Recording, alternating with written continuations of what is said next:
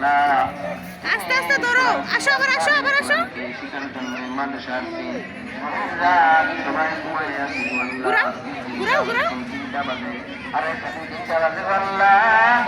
এ কোরআনকে আল্লাহ, কোরআনকে শেখার জন্য, কোরআনকে বুঝিয়ে নেওয়ার জন্য, শুনে নেওয়ার জন্য তোমার কাছে ভিক্ষা চাই গো আল্লাহ, তোমার কাছে দোয়া চাই গো আল্লাহ। তুমি আমাকে কোরআনের বাহক, কোরআনের হেদায়েত আমাকে দাও।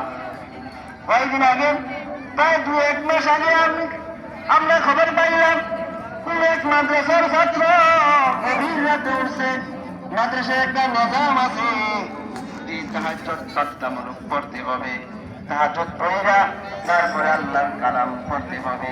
কোন এক মাদ্রাসায় শুনলাম গভীর রাতে উঠছে, আর একটা 3টা বাজে উঠছে, সমস্ত ছাত্ররা উঠছে, কারণ তাহাজ্জুদ পড়তে হবে।